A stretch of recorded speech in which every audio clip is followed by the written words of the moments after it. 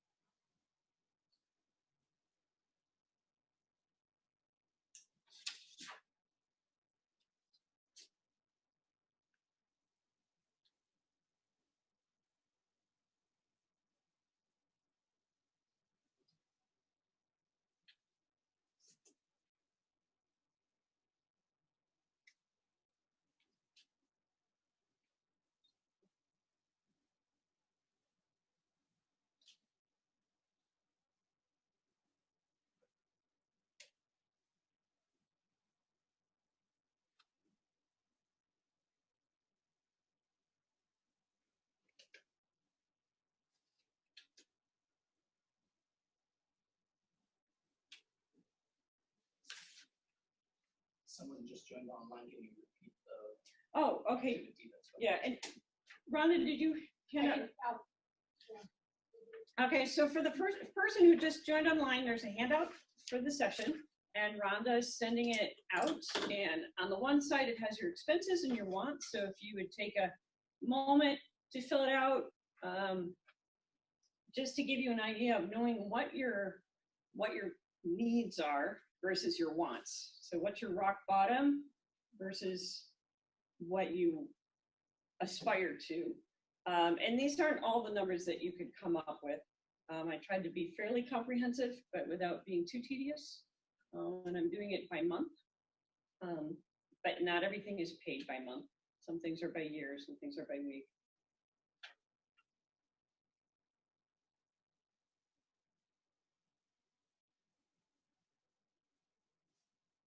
Right, so do we need a little bit more time?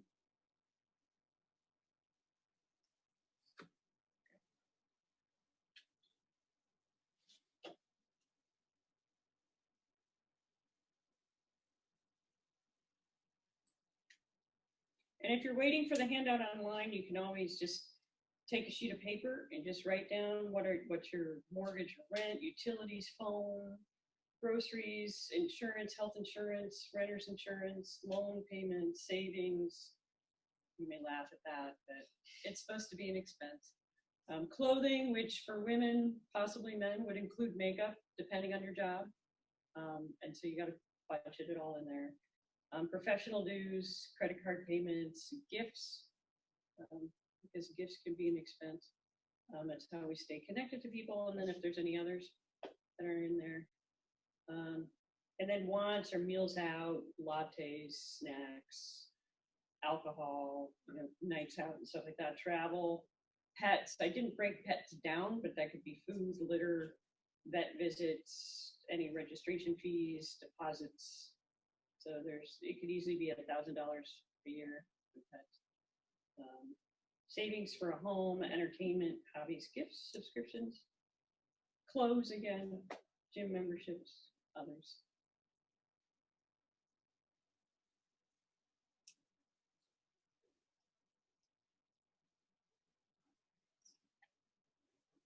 And if you don't have all your numbers right now, I mean, I didn't tell you in advance, so I'm not expecting you to know all the numbers right now. The other thing too is I made the assumption that everybody is single and everybody is not yet a parent. So that, I mean, that is an assumption. So there might be some of you who have children, so you would have to factor in costs for their expenses. You're like going, no, not yet. So as it dawned on me, I'm like, oh, I made that assumption. Graduate students could well have, I mean, even undergraduates, some of them have. Actually, I saw somebody in the student center, they had a table for graduate students. I forget what it was. It was the GPC co-founders. Okay, so the GPC, and one of the gentlemen had a baby in a sling, or a baby in a harness. So there you go. All right, I'm gonna pull us back together. I see some people are still doing calculations, but since we got started a little bit late,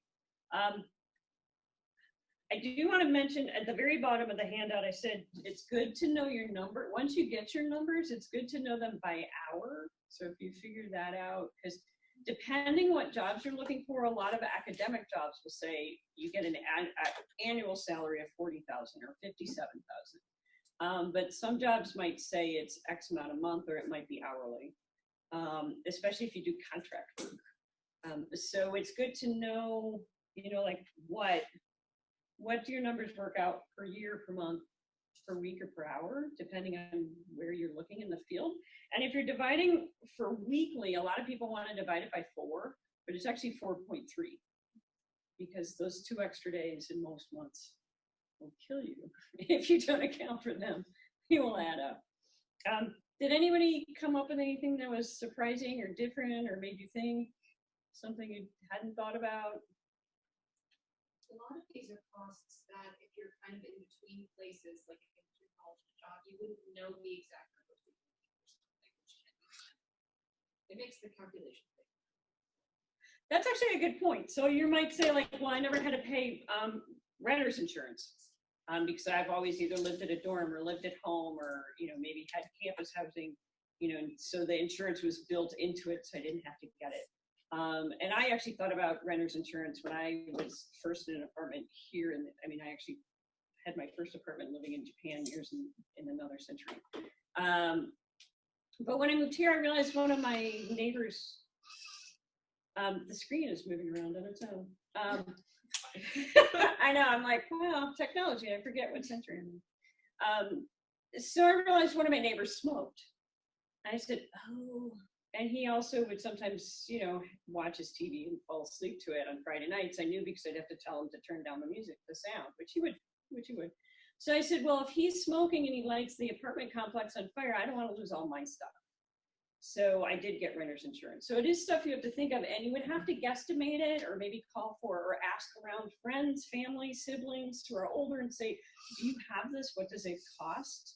How much do you spend? So you kind of would have to guesstimate, maybe do some research on that. Same with like car payment, you know, like property tax. Like in New York State, as far as I knew, cars were not property. They didn't have a property tax on them. They might now. It's been a year since I've been up there, but in Missouri, you know, and then if you get a new car, you know, my previous car was done like $30 a month, $30 a year in property tax. Then I bought a new used car and I went up to $130 a year. So things will change, but do the best you can to know your numbers, because as this fortune cookie shows, and I'll read it since it's kind of faint, it's, you will not get what you deserve, you will get what you negotiate.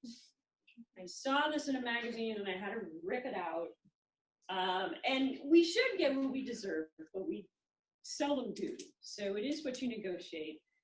One of the previous chancellors on this campus, whatever you may think of him, good or bad, Chancellor Lofton, he was a fabulous negotiator because he had a great package.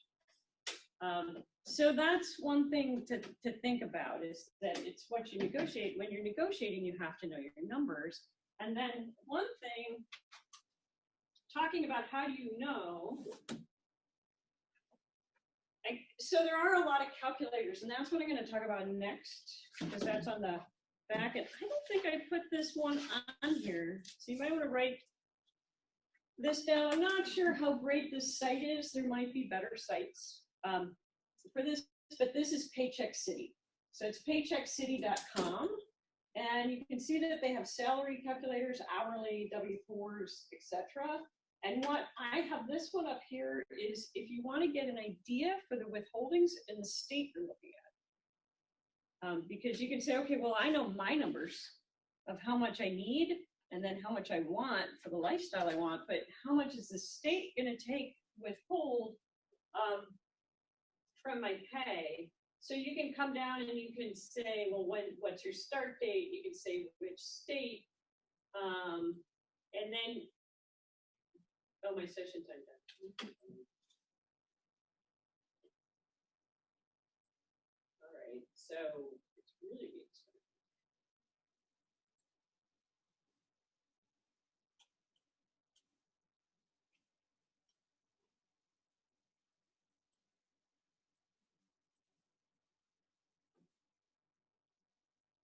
So you can say which state you want to be in. So if you're looking for different jobs in different states, depending on how flexible you are, and you can look at, you can fill in the different sections as much as you know, and then you can say calculate. Oh, I forgot to put it in.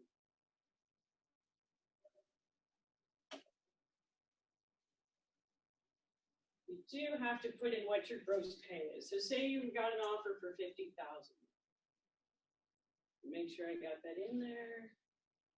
And then I'm going to make it really simple and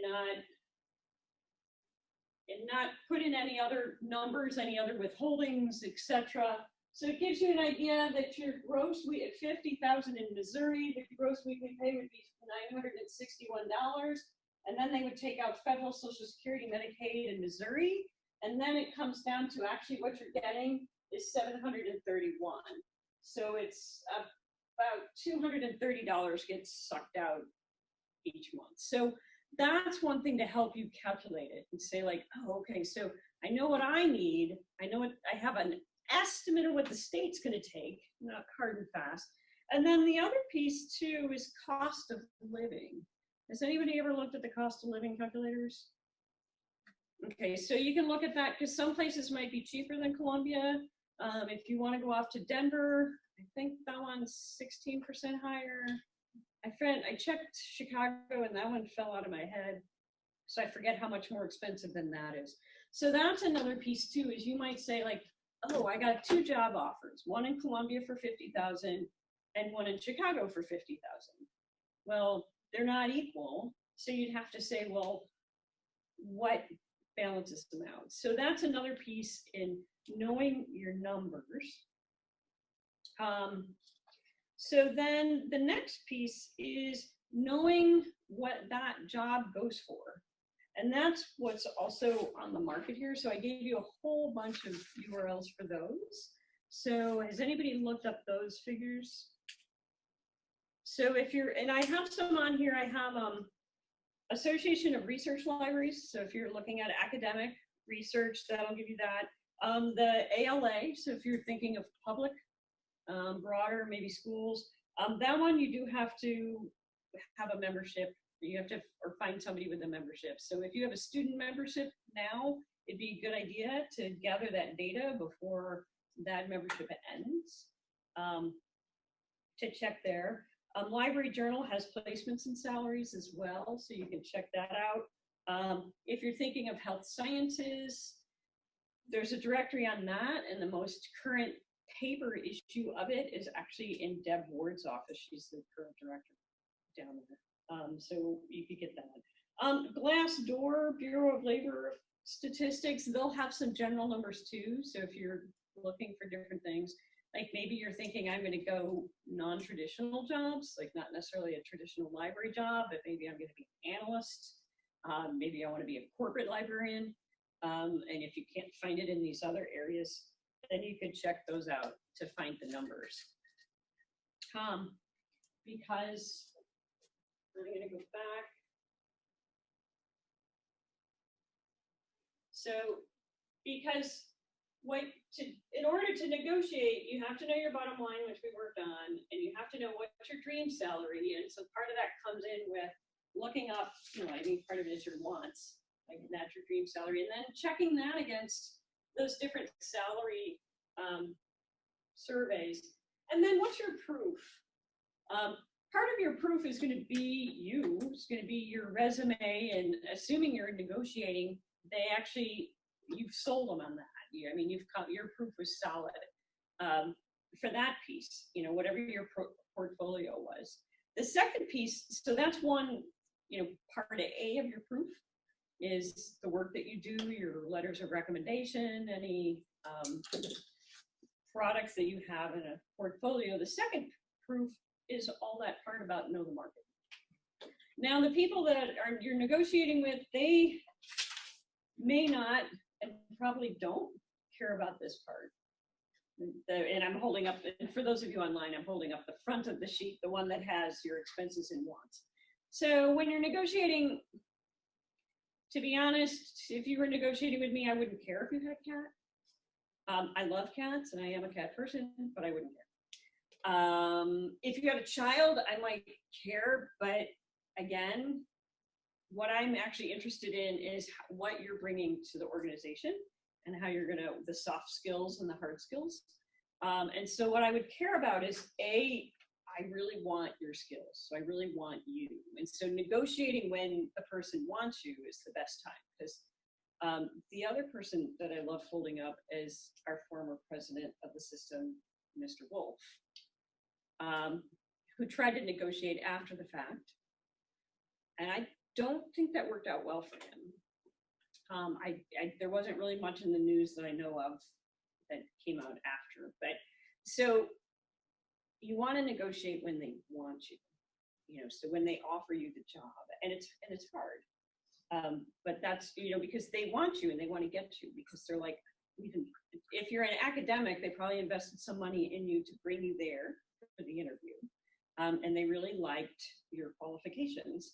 And so if you know your bottom number and your top number, and then you can say and know the market, and you can say, well, given the cost of living in your city, and given similar jobs to this one, and given my skill set, this is what I'm asking for. So that's what you make the case on. So it's based upon your skill set, the cost of living in that area, and the salary of similar jobs, similar jobs, and then you make your case. And you might come up, there are sometimes companies that say, if you negotiate, you're out. And that can happen. It's not like everybody's like, oh, let's play ball and we'll negotiate and, goodwill. There are some places that are really hard and fast. I'm not sure academia is like that, but some private companies can be. So that's another thing to know, is like, what's your bottom line? What makes you walk? If there was a company that said that, would you walk just because do you want to work there? Or maybe you're like, well, I actually need the job and I need something.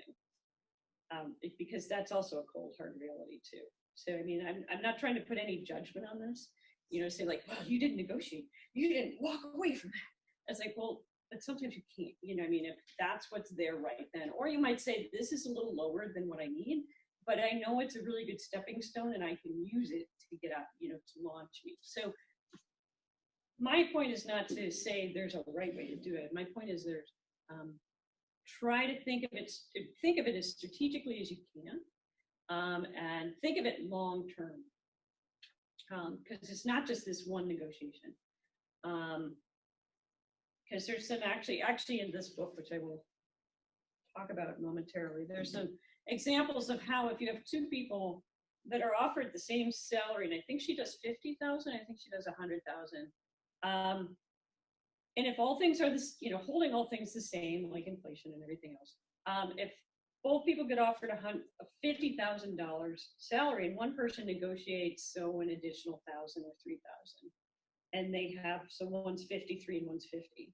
The amount over a lifetime of that 3,000, because it increases, is significant. So it may see, so that's why you want to play the long game, and you want to try to do it strategically.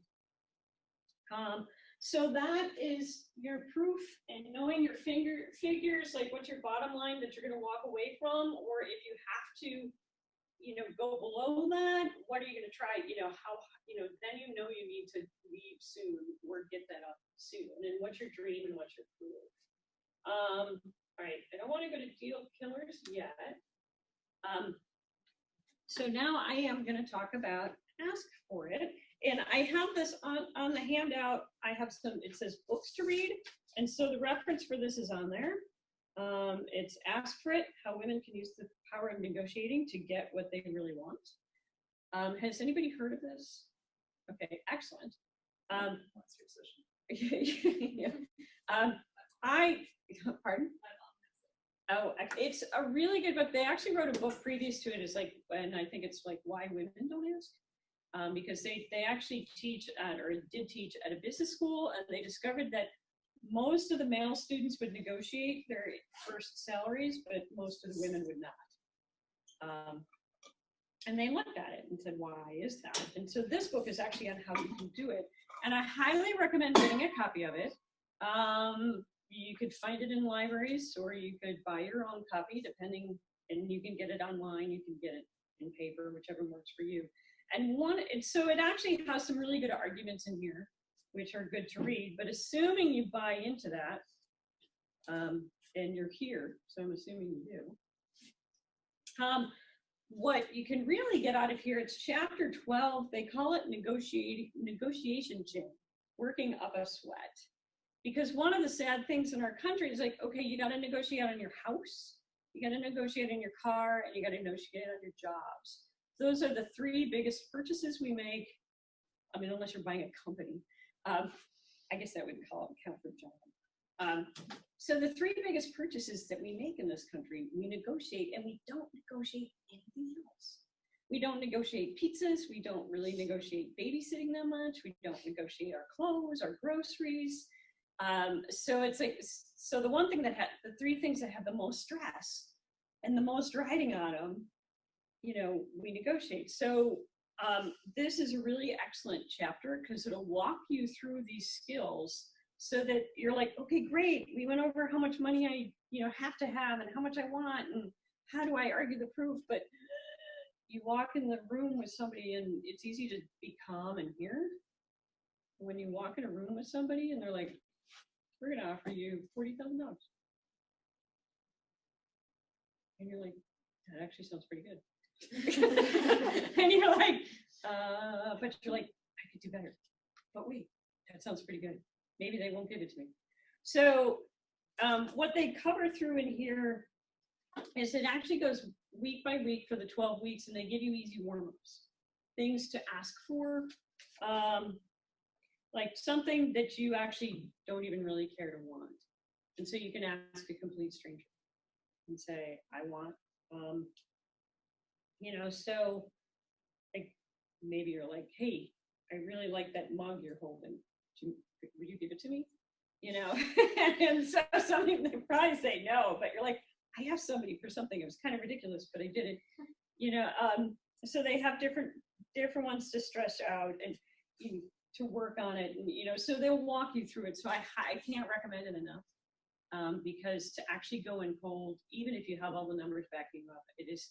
Because I've done it a couple times, like when I went up for promotion the last time, I actually asked the director, and I had the data, and it was the longest 20 minutes, you know, one of the longest 20 minutes of my life, because I was sitting there going, you know, what if, you know, I made the ask. So because then what I want to talk about is then once you're making the deal, there's these deal killers, and this is one of the things that makes, part of it is like not having practice negotiating and then, you know, asking for things. And I don't know how it plays out to be a guy, but especially for women, we're taught don't ask, just do for the people, you know, and they'll appreciate you.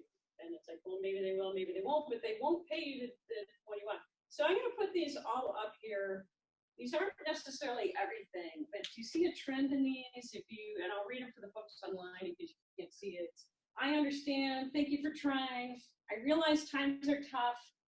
I know you work hard for me. For us, that would be if you actually know the person or employed there. I understand the budget is tight. Thank you for considering this. Does anybody see the similar, what this might do? They're all giving the person you're negotiating with a way out. Yes. You've just handed that person away out. A ticket. They're like, great, this person is not going to complain. You know, if I say, I'm going to give you $40,000, you're like, oh, I really would love to have $50,000. I know times are tough, but I would really love $50,000. And I'm like, oh, she understands. She understands that my hands are tied and the budget's crappy. You get 40. Maybe I'll give you 40,500. You know, so, and this is hard not to say. It's really hard not to say. And again, speaking from a female point of view, I don't know if it, I should just, that could be a fun random thing to pull people, to pull guys to say, when you ask for things, do you end up saying these sentences following up? And that was one of the things I found when I've negotiated for things, especially big things, is that the habit is to say like, oh, I'm asking this and I really understand and I appreciate what you're doing. And you just have to like not say that. So, and I like to say, nice is a 4-letter word. So don't use the word nice. Kind is a 4-letter word. You can use that one. Because kind has got some oomph behind it. But all those other statements are trying to be nice. And they're actually not going to help you. They're going to hurt you. So think about being tough. And think about zipping it. So I found this nice icon. So I guess I could have just said, you know, somebody will like picture yourself in a leather coat or something. You know, like really tough. And I'm not going to say these things when I negotiate. And I think that was the last slide that I have for that. So any questions? I mean, on the negotiation, I never thought about doing any role playing. I like to have you guys ask for things, but I know role playing is not always fun. But there is one thing I forgot to talk about was negotiating. Is I've only talked about money, but there's more than money in jobs. So now I'm going to turn over, are there any things you can think of that you might negotiate for? Especially if they're like, if you say, well, I want 50,000, and they're like, you know, we would really honestly give it to you, but we just don't have it. Is there something else I can give it to you? So is there anything that you all can think of that you would ask for? Do vacation days, flex time, equipment. Vacation days and flex time, also equipment. Job title, even. Ooh, job title. I hadn't thought about that like, one. Well, I mean, you look at, say, like visiting assistant professorships. You can say, well, am I a professor or am I a postdoc? Right. Why don't you make this title sound fancier? Yeah. So that when I have to move on, I have a fancier sounding name. Right. So those are some good ones. Other ones? You can do professional memberships and like conferences and stuff to get them to like pay for it. Okay, so, and I'm repeating these for the online book. So professional conferences, and paying for the conferences, paying for travel to the conferences, and paying for membership. And Ron, do you have a? Our online person just shared professional development opportunities. Yeah. Yeah, and that could also count for, for continuing education, for like webinars sometimes cost to pay for those. Any other ideas? Software. Software, yeah. So in addition to the equipment, the software to run on it, Moving costs, relocation, moving costs, yeah, so signing bonus. relocation costs. I know when I moved here to MU, they gave me some moving costs. So you can always ask for that. Some places actually have it built in, and others you can negotiate it, or you could try to negotiate some more because I don't know if you all have thought about with budgeting, there's ongoing items or line items, and then there's one-time money.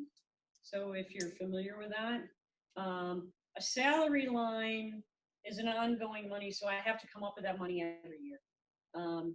But moving costs is one-time money. And as we joke around here, you can kind of rifle through the couch cushions looking for the extra money to say, okay, yeah, I can't give you 50,000, but I can give you an extra 5,000 to move you because I just have to come up with it once. Maybe I'll give you something else in your title. Let's see, there was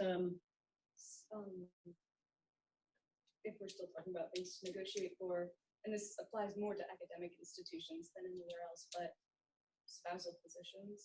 oh yeah, spousal positions. So going back on my assumption that you're all single is that if you have a spouse, you know, that the spousal hires. And we've actually gotten good librarians that way. So spousal hires can be great.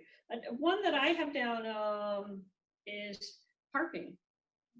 So that's one. I mean, depending where you go, it may be part of the perks, but it may not be mentioned. And you know, you might be moving to a big city where you're like, I'm not going to have a car. So cross that off my list because I would rather have something else. But if you do have a car, it's like, how much does that cost? So you want to negotiate that too. Also might be something you need to negotiate for if you need a car or you need a specific type of parking, like as a disabled person. Something that I would need. Wait, so I didn't hear the first bit. Sometimes you can go without a car, but there are some people who can't. Like if they need to go to work or drive, like as a disabled person, I would need to park at a specific place. Right. Okay. Yeah. So, and not just paying for parking, but where the parking is. So if you need to say like, well, I need a parking space that's close to the entrance. So negotiating those items too. And then, yeah, because we have had people that have been hired on who negotiated, well, I need 2 computer screens, you know, because I need dual monitors, or I need a laptop as well as my PC to do my job, or I need an iPad, you know, so going back to the equipment one, the equipment piece. So I'm checking my notes to make sure I didn't forget anything.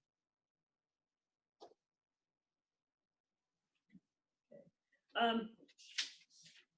There's a couple of other books on the list. I mean, this is not comprehensive of all the links you could use or all the books you could read. I mean, you know that there's hundreds out there.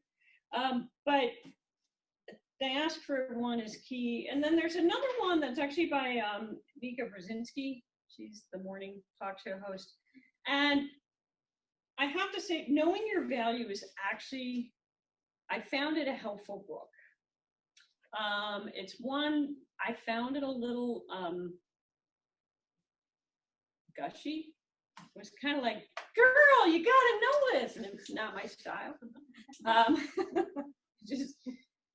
But actually the information in it was good. So my recommendation would be don't necessarily buy it, but request it from the library. You can get it via Mobius, I'm sure, MU or the Merlin doesn't have it. Because it actually has some good points in there. She's one of the reasons why I put makeup and clothing as an expense. I don't know if you've all heard about those experiments where the different newscasters, like, because she, you know, women on TV, not that they're going to be on TV, have to have different outfits. They have to rotate their outfits. They have to do makeup. They have to do the hair. And there's an expense to that. Whereas the men, actually, there's been some men who have done experiments where they literally wore the same suit every day for a year. Now, I'm sure most men don't wear the same suit every day for a year, but they could get by with 3 to 5 suits and several shirts, 2 pairs of shoes, and that's it. But women, I mean, now in academia, especially in the Midwest, The dress code is pretty casual here at MU, but if you go to the East Coast, I'm assuming I should ask my colleagues at Yale. You know, I was actually at SUNY Buffalo before I came out here, and we mostly wore suits at the Health Sciences Library there. It wasn't necessarily fancy, but it, you know, like I spent money at Talbot's, which is a little, you know, so spent a little bit more money. I mean, it wasn't like we had to be all coiffed and made up and, you know, camera ready, but it was more formal. So that's one thing to know too about the job, is that there's different expectations. So that's why I point out that one book about knowing your value. Because one thing she talks about is a lot of people work, especially women, and it probably falls out for men too, but particularly for women, is that we'll go into a job and we think that we'll be recognized. If we just work hard enough, they'll see how good I am, or they'll see what I'm worth. But sadly, it doesn't always work that way. So you actually have to go in and ask, and you also have to say, well, what's going to be expected of me?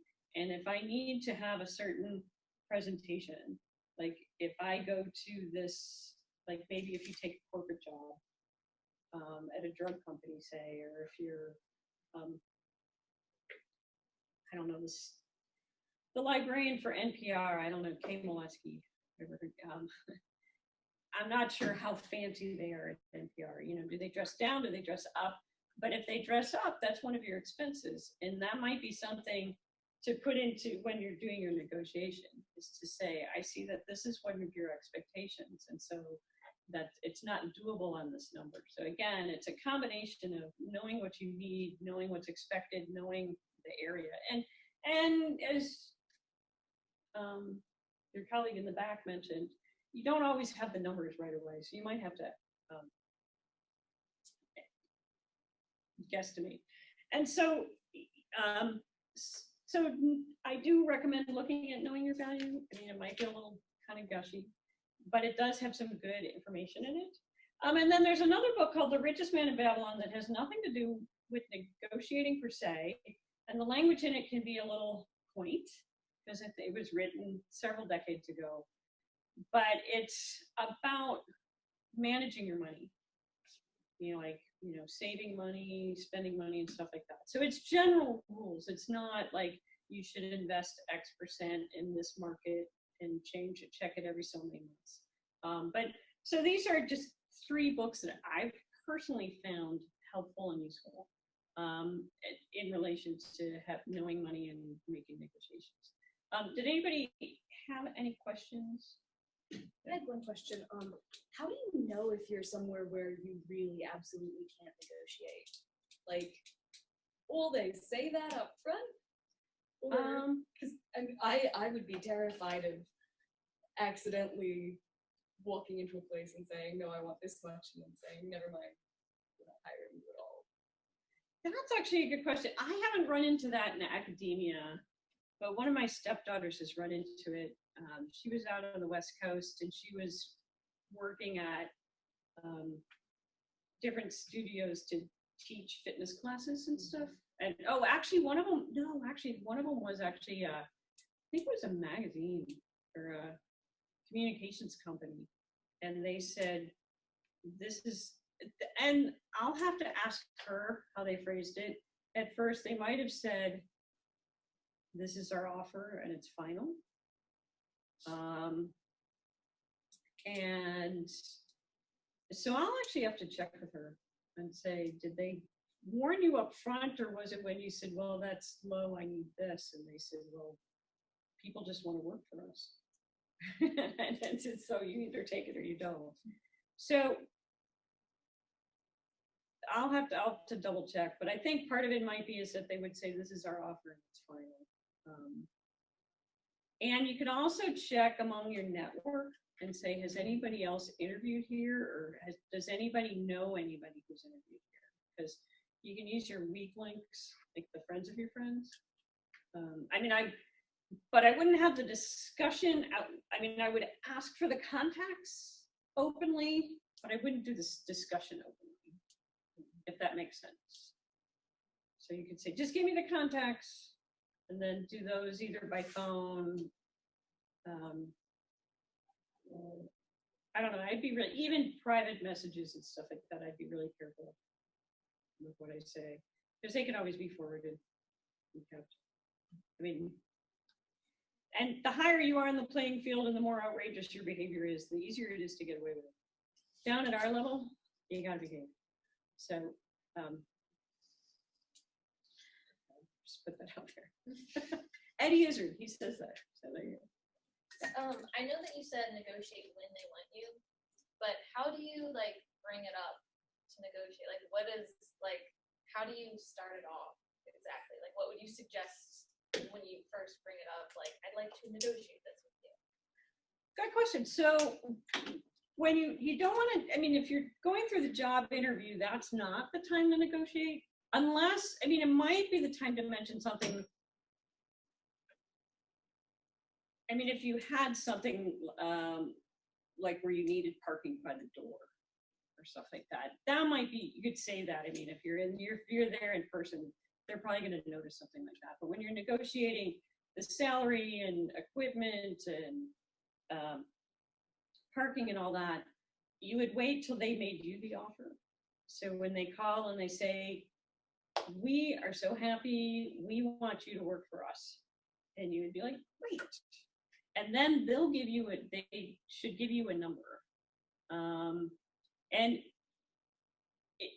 My experience in academia is if they are capped because of their budget, and they'll say, this is what we can offer you and we really can't negotiate, then you could try to negotiate money, but you'd probably be better off to negotiate the one-time things. Like,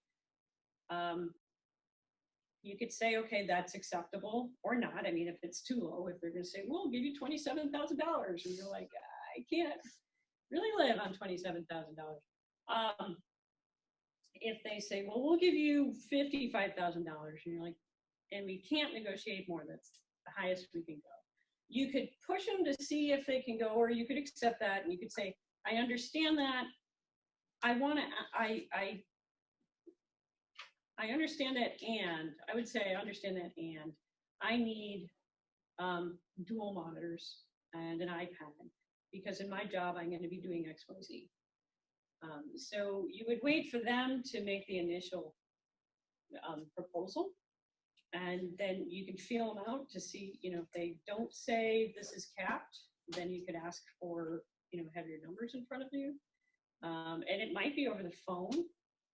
So that may or may not, that may make you more or less anxious, because if you're looking at a job in Nashville, they're probably going to call you up. And so then you could say, well, based upon my numbers, I think it's fair to get this, or I would like this number. And then you just wait. Because one thing I've learned over the years is the first person to speak loses. So that's part of the whole zip it piece. And if you are making a multiple ask, you could say, well, you could actually they could say, okay, great.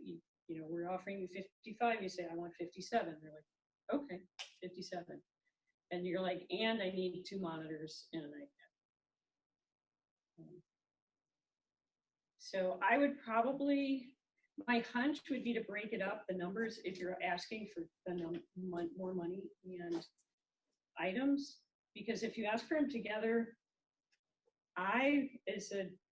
the other side would say, can't do the money, but I can give you the iPad. So did that answer the question? Yeah. So do you think it's better to, when they call with an offer, and this is just seriously too low, to ask for a day to consider and think about how this would work out before you start talking to numbers, or should you be prepared to jump right in when they call? There's actually a couple of questions in that question. If the number is too low, it depends how far below your bottom number is. I mean, if it's close to your rock bottom, you could negotiate it and they might come up to what you need. If it's really low by several $1,000s, then you might if you can, you might need to walk away from it and just say, well, I mean, and you could, I mean, and if you're going to walk away from it anyway, you could just say, well, I have to have this much. You know, I just have to have this much. And they can either say yes or no.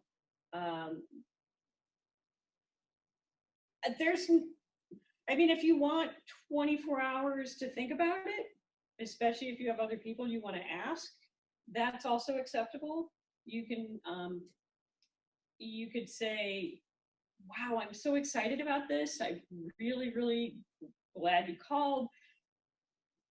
Can I take 24 hours to think about it and call you back tomorrow? Or call you back Monday if it's a weekend, if they're calling you on a Friday. Usually that's okay. The one thing about the question that kind of got me is that if it's below what you need, and you're going to say no anyway, do you really need 24 hours? You know, I mean, if you're like lukewarm on the job, or even if you love the job, but they're offering you 27,000, and you're like, I just can't.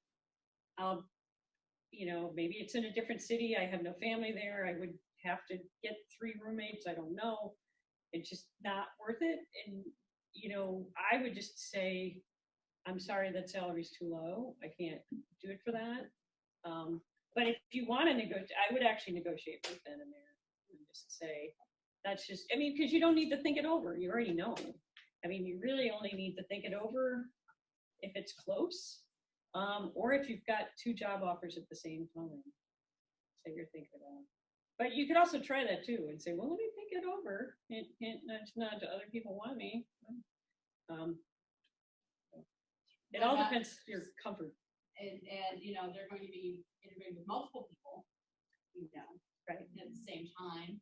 So is it acceptable to say, I actually have another job interview next week? And, you know, I mean, at what point should you push that I'm on the market and have other lines in the water here? Yeah, that's an interesting one. I wish I could talk to my friend Barb Jones. Some of you know Barb Jones. Her son works in computer tech, and he's changed jobs a lot and negotiates salaries a lot. So it's a whole different market. So part of it is you have to know the market. I mean, in academic libraries is a small world. So it is kind of, I mean, I don't want to say it's a pool of sharks. It's not a pool of sharks, but you just want to have some common sense. You don't want to go in and just take anything they give you, but yet you don't want to go in and say, I'm the, you know, king's gift to the world. So you want to say, I don't know if I had another job. I mean, you might say like, I'm really interested in your offer. I have a job interview. I mean, I potentially would use it if the job offer were low, and but that job A that I'm being offered right now is the one I want. And the other one, like, I like it, but I really want this one. And so you could say, you know, I really am interested in your offer.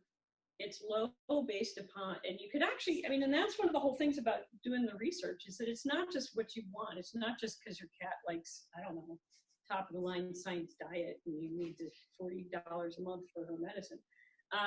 Because who cares? You care, she cares. We don't care. But you could say, you know, I've looked at I know the numbers for this position, they start at this. I really would love to work with you all. I have a job interview next week.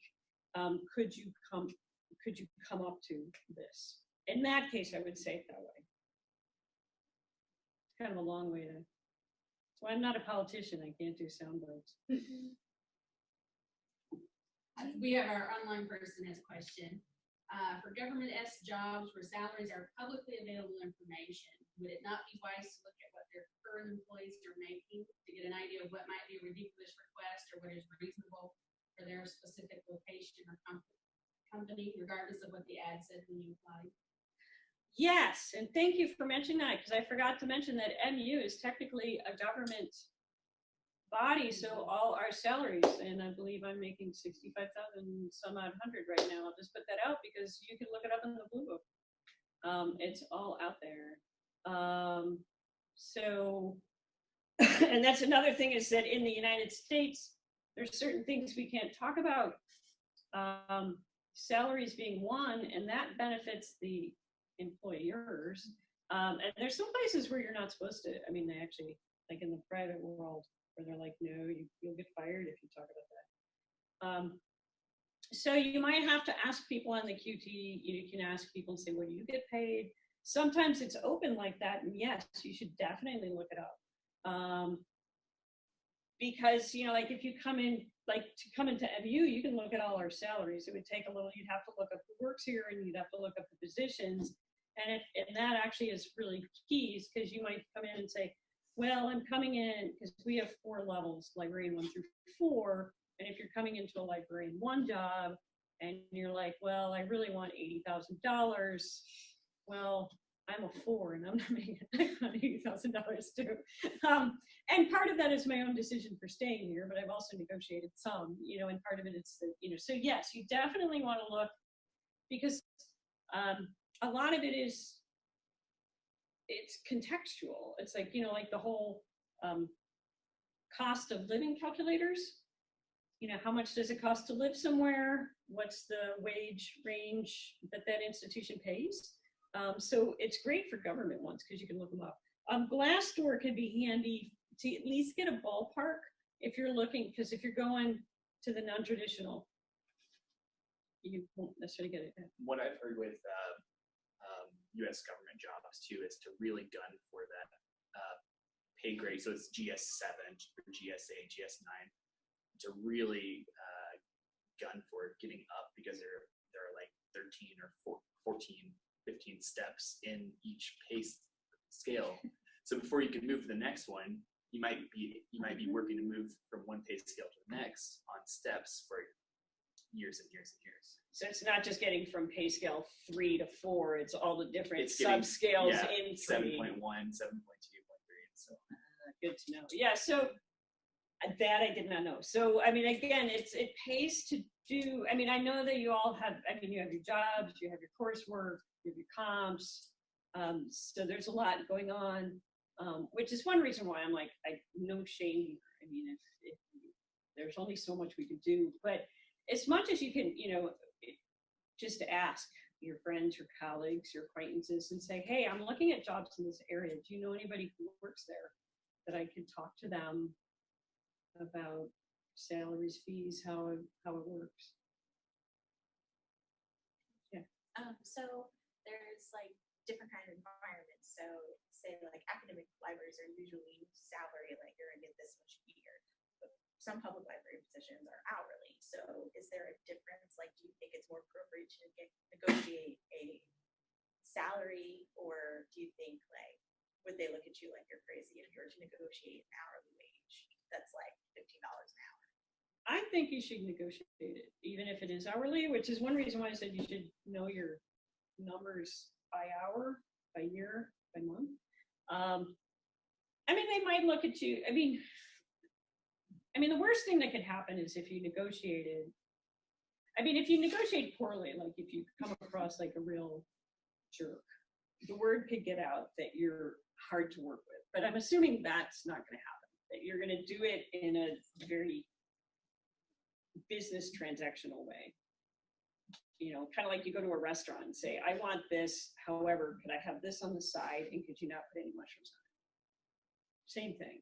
It's just, we have a lot of emotions around money and we need it to live. So assuming that you're just going to do it in a very professional way, which you are, then the worst thing that could be happen would be that the company says like, nobody negotiates fees here, you know, go away.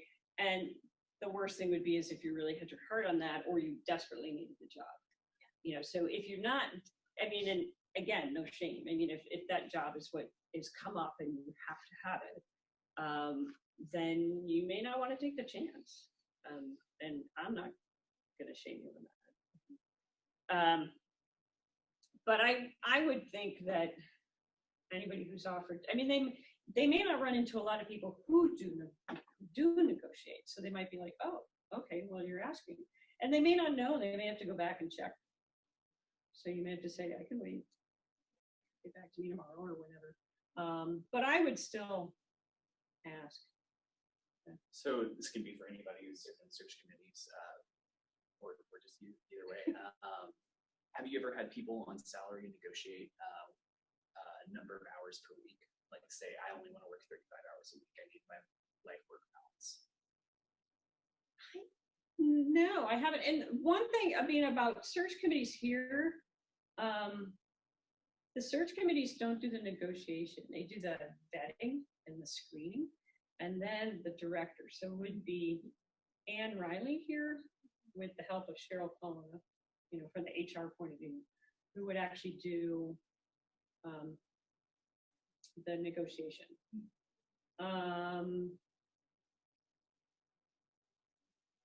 That's actually interesting. And one thing you'd have to check is benefits, because benefits are often tied to how many hours you work. So I could see that might work, where you might say, I'll get my job done. I mean, I actually did it for a job when I was in grad school. It was a 40-hour-a-week job. And I said, well, I want this job for the salary, but I need to have 2 afternoons off a week so I can go to my graduate courses, but I'll still get the work done. And he said, oh, okay, fine. So, I mean, it could work, but you do want to make sure, that, you know, like if you said 30 hours, that might put you to part-time status, which means you don't get the same benefits. So you really want to research how part-time, full-time hours are calculated. Yeah, I think what I've heard instead are things like, can I work from home 1 day a week? You know, or, you know, 1 half day a week, or, you know, something like that, where so you're, you know, perhaps not coming to the office all the time, so, and then it's not really as tied to benefits, like what I was saying, it's the number of hours. So, you know, there may be things like that. So more towards the flex time, or the, you know, can I have 1 day of the week or of the month or something out of the office from home, Right. you know, and that's a little more relaxing. Right. And we do here at MU, we have 1-year, 12-month contracts.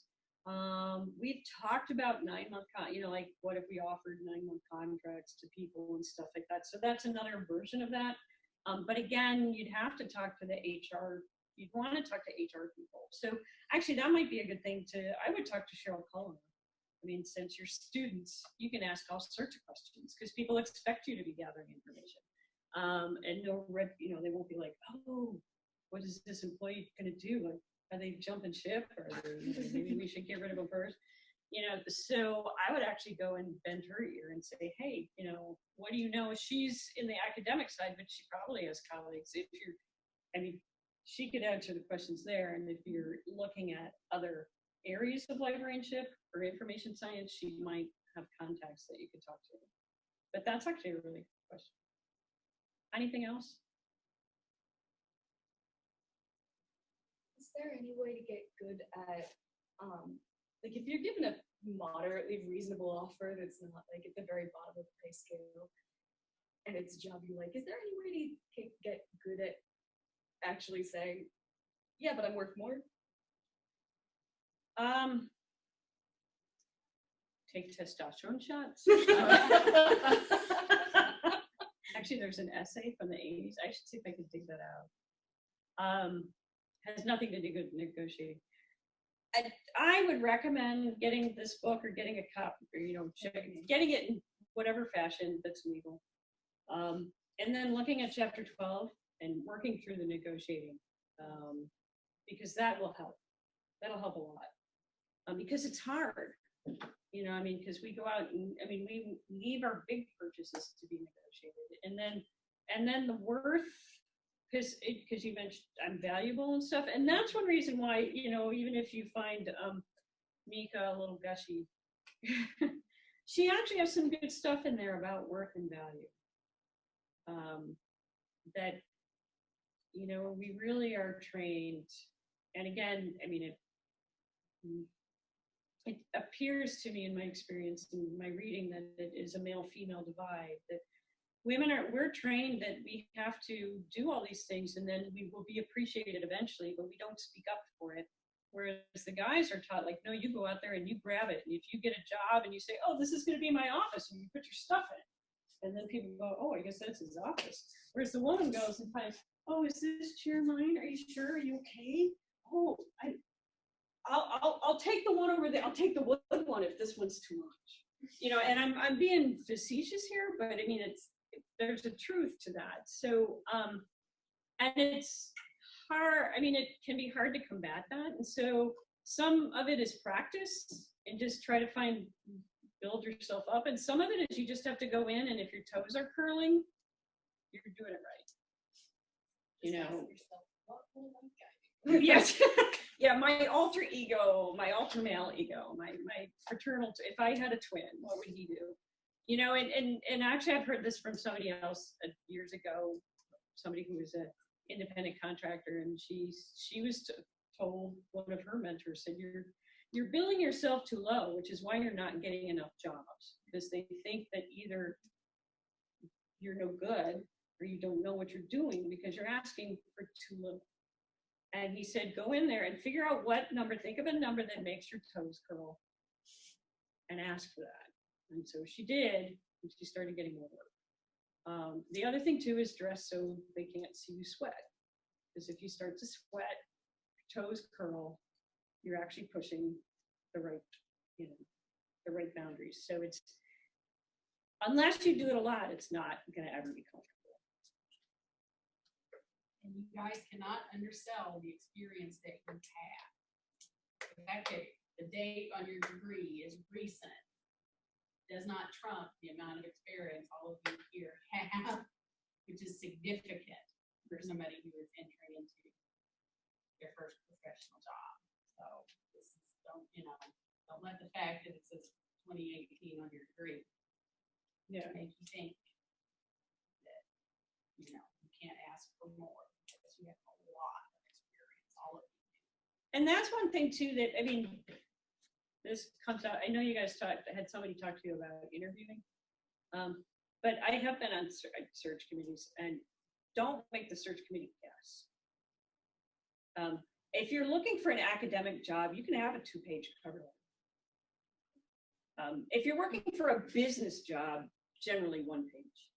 But I mean, we've had some job ads, and the person sent a paragraph. They're like, I want this job, see my resume. And I'm like, no, you gotta help me out here. We have like 25 things we're looking for, and I can look at your resume, and I will, but I want you to take and say, as you can see from my resume, I have extensive experience sitting at a reference desk for so many hours, and I have helped people, I've actually, helped, like, take the brief little things here, and that's part of the word, part of your that's part of your value, is that cover letter. It's like saying, well, you saw my cover letter, and you saw me in my interview, and you may or may not phrase it this way, kind of, and like, so I have value, and so you can pull out those values. It's just like, well, as you saw in my cover letter, and my values are worth this much money, and the market